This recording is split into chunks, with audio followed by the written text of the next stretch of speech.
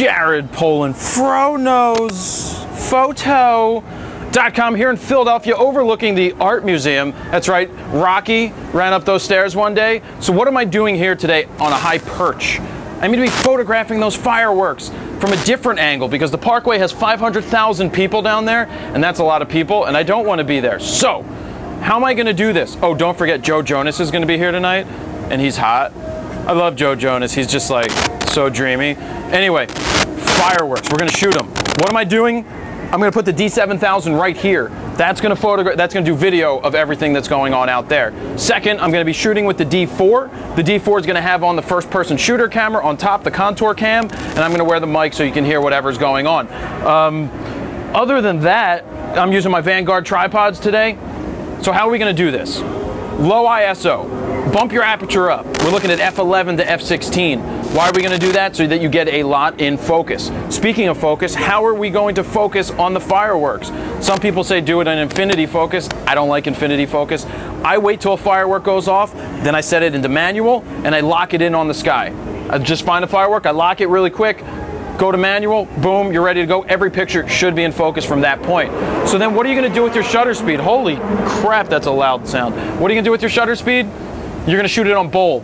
What bulb's going to do is I'm going to press the button down, firework's going to go off. As soon as it explodes, let my finger go, closes the shutter. That's going to work. If you don't have bulb setting, you can set it to 10 seconds, 20 seconds, 30 seconds, and put a black card in front of it when you're done shooting. Make your own shutter, basically, so that it doesn't stay open too long. And that's really it. So coming up after this, we are going to shoot the fireworks show that's happening here in Philadelphia over the Philadelphia Art Museum. And I can't wait for Joe Jonas to come on stage. I'm just going to yell. That's what we're going to do. So we'll be right back. So let's take a look at the fireworks shots that I captured on July 4th, 2012 from Philadelphia when I was in my buddy's apartment, who is 26th floor, overlooking the Art Museum where the concert is and also the fireworks. So I did take video. I used the D7000 with the 14 to 24 2.8 as I thought that the fireworks may be closer, and I started with the 24 to 70 on my camera and then realized that I need to have the 70 to 200 on for more reach because I was further away. But you can see some of the video running now. It is pretty far away, so it's not as impactful as if I was like last year. But I will say that I thought that I didn't get anything good. And I didn't edit these for like a week or so until I sat down and looked at them, and I realized there were some good pictures there. There are things that I would like to do better in the future, and as we work through this, I'm going to tell you some of those things that I would like to do better, and maybe they're tips that you can use or you have used for your fireworks shots. So let's take a look. Let me make the screen bigger. There. That. 1 second.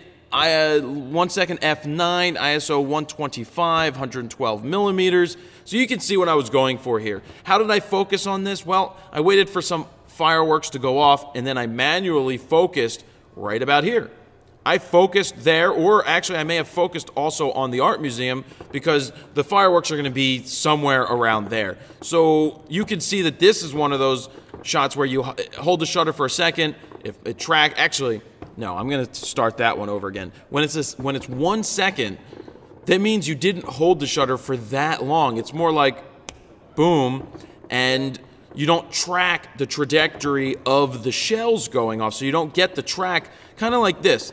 These have already exploded, then I snap the button. So there's different ways you can do it. And as you move forward, you can see that you follow this, and this is open for a little longer, 2.6, so you get a longer spread of the fireworks going off. But I'm at f13, I'm at 200 ISO. That's in the range that I suggested. 1 to 200 ISO, f11 to f16, and then anywhere from 1 to 6 seconds. It all depends on what you're shooting. Now, I would have loved to have shot some verticals, but the problem was I didn't put the plate on the proper portion of the 70 to 200 in the shoe, in the tripod collar. If I did that, I would have been able to rotate the camera instead of trying to go vertical with a heavy camera that just went like this with the lens falling. So that's why there are no verticals here. I would have loved to have them, but I didn't get them. 4 seconds. This time I waited. You get the whole firework taken off, you get the whole explosion going on, and it looks really good. F13 again, this time 85 millimeters. So there's times that I pulled back and then there was times that I zoomed in, but I definitely didn't want to cut off the fireworks.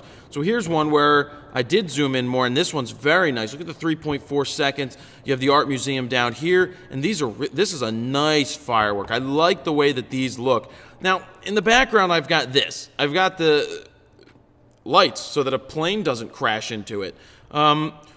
What probably would be better is if I was down on the parkway with all of the people and I had a better angle. A lower angle would make the fireworks look more extreme. I think these are very generic type shots. Sure, they're fine for photos, but straight on, looking down the art museum parkway may have been better. So it's one of those things. I thought that this would be good because I was close, and I thought I was close enough, and I thought that it would really give you the feel of it. But I feel that when you're closer to the fireworks, you're shooting up into the sky, I think that's going to give you a better angle. And it was good to see this from the distance because it's all a learning experience. 1.3 seconds. This is nice as well. And you can see at 4.8 seconds, what I did here, will you load already? Why aren't you loading? Thank you. You can see that there are no trails. This is the time where I waited until it already took off, and right when it was about to explode, I pressed the shutter down and left it open for 4.8 seconds. So all we have here is just the explosion and not the trails. Because there's different types of photos you can get. You can get the ones with the trails. You can get the ones with the explosions. So you have about 15 minutes. At least this one gave me 15 minutes to play around and get these photos. I like these type of shots. There's more going on. It would have been nice if I was able to shoot tighter.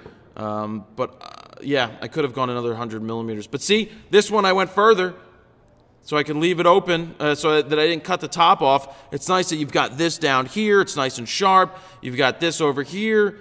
Looks good too. And as we get closer to the end, this is great. 5.7 seconds. That's really cool too, to leave it open for 5.7 seconds at f14 ISO 200. Look what's going on here. You've got these explosions and you've got the ground explosions, and it makes for a really cool image. Vertical again. Let's just look at it vertically and see what would happen, just to get a feel. Oop, hey. Oop, hey. Develop. Crop. Vertical. Now, it may not be perfect. Yeah, you wouldn't want to cut it off, but it would look good if it was a vertical. I do like that. I like the colors in this, so I'm pretty happy with what I was able to capture. I know you guys captured some really nice ones. This is nice as well at 3.1 seconds. I waited again until the fireworks were at the top and then exploded, so you don't get that trail. It's just like boom, and they're really cool. This is one of my favorite ones. I like the dancing of the light, 3.3 seconds. It seems that 3-second mark, 2 to 3 seconds, looks pretty good.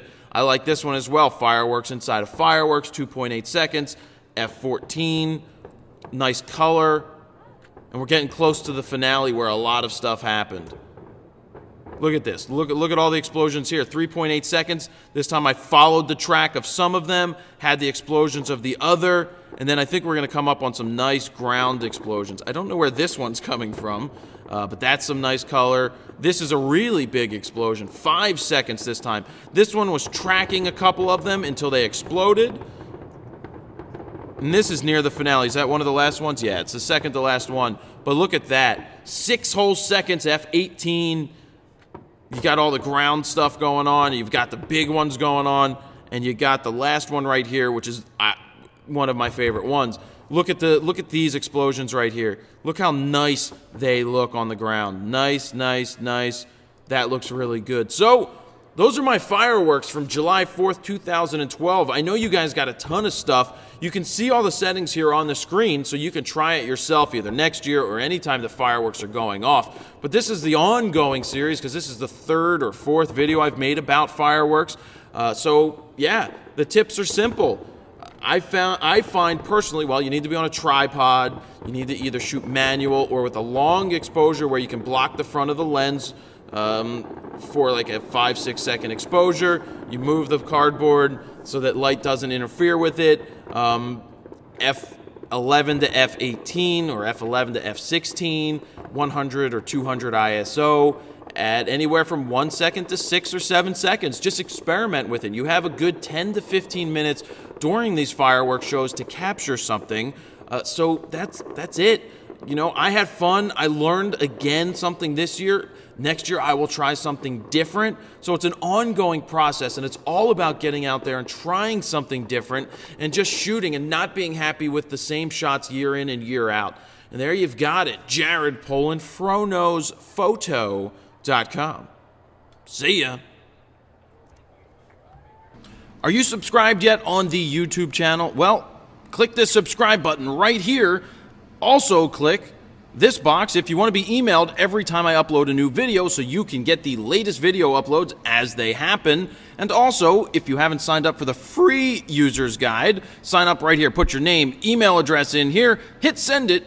You will get a free ebook sent to your email, as well as a link to a 60-minute long video on flash photography in the studio that Adam and I created. So please do that, and we'll see you.